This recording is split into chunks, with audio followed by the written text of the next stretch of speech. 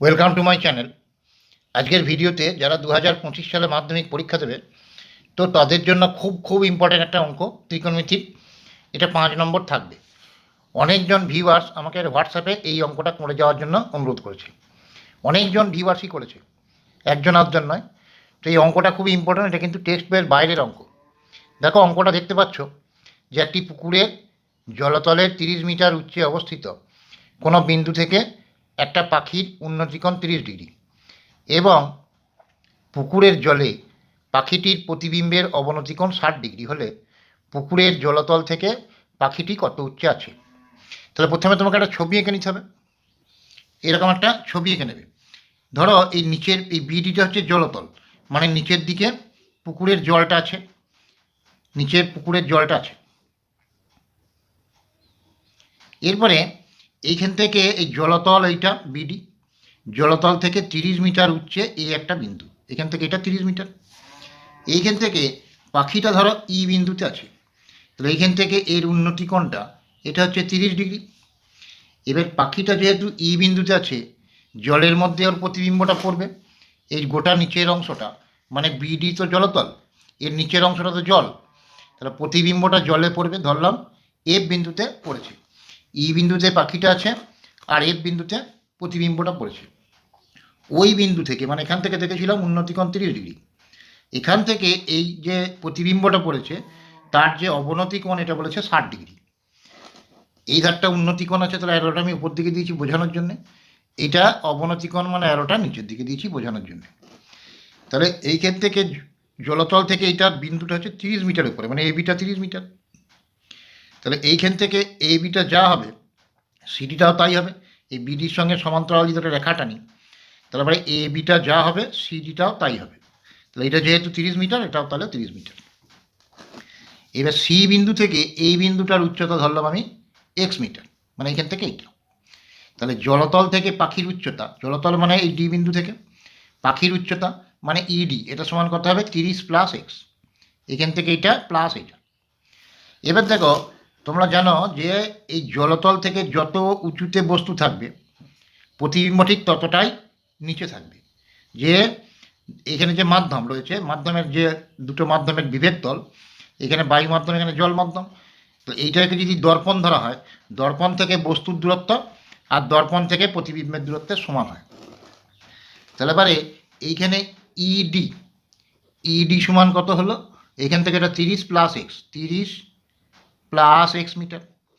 এটা যদি 30 plus x হয় তাহলে এবারে এইটা জলতল, এইখান থেকে ডিএফটাও 30 প্লাস এক্স হবে।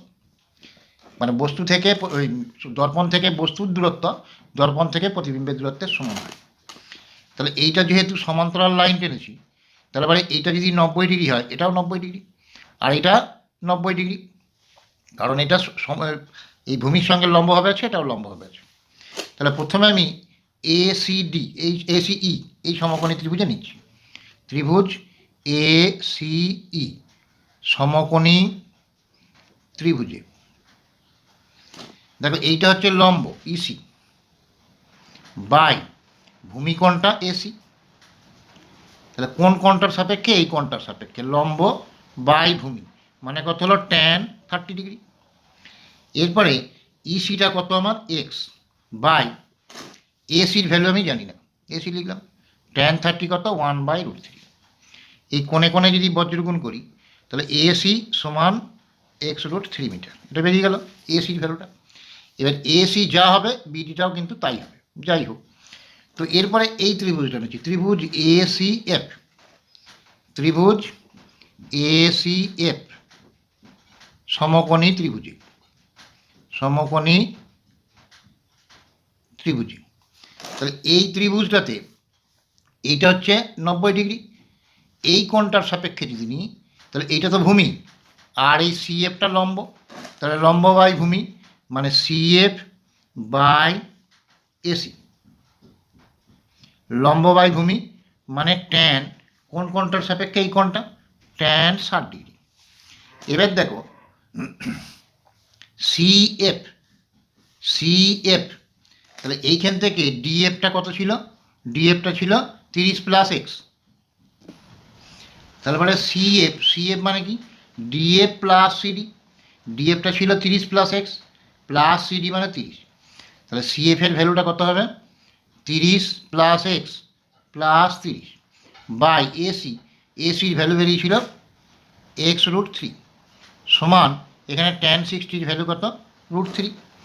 এবার এই কোণে কোণে যদি বজ্রগুণ করি, এর তলায় কত আছে 1 আছে, এই কোণে কোণে যদি বজ্রগুণ করে দিই তাহলে এক্স আর √3 গুণ করলে 3, তাহলে 3x সমান এইটা যদি কোণে কোণে বজ্রগুণ করি, দেখো এখানে এক্স 30 আর 30-এ 60, তাহলে 3x, এই এক্সটা বাদ গিয়ে নিলে -x সমান কত 60, 3x থেকে x বিয়োগ মানে 2x সমান 60, তাহলে x সমান 60/2, তাহলে x সমান হলো কাটাকাটি করলে 30, তাহলে x সমান 30 মিটার বেরিয়ে গেল x এর ভ্যালু। এবার দেখো আমাকে বলেছে যে এই জলতল থেকে পাখিটা কত উচ্চতা আছে, তাহলে ডিইটা বার করতে হবে বা ইডিটা, ইডি মানে কত 30 প্লাস এক্স, তাহলে ডিই বা ইডি যাই লেখো, ডিই সমান কত বেরিয়েছিল আমার 30 প্লাস এক্স, তাহলে 30টা 30 লিখলাম আর এক্স এর ভ্যালু বেরিয়েছে 30, তাহলে কত হলো 30 আর 30-এ 60 মিটার। তাহলে এইখানে জলতল থেকে এই পাখির উচ্চতাটা কত হলো 60 মিটার, এইটাই অ্যান্সার, এটাই আমাকে চেয়েছে। তো আশা করি বুঝতে পেরেছ। তো যদি কারো কোনো অসুবিধা থেকে থাকে আমাকে হোয়াটসঅ্যাপে বা কমেন্টে জানাতে পারো। আর আগে অনেক দেখবে এরকম অঙ্ক করে দেওয়া আছে, ট্রিকি অঙ্ক, এগুলো না দেখে থাকলে আমার ডেসক্রিপশন বক্সে প্লেলিস্টের লিঙ্ক দিয়ে দেবো, ওখান থেকে দেখে নিও।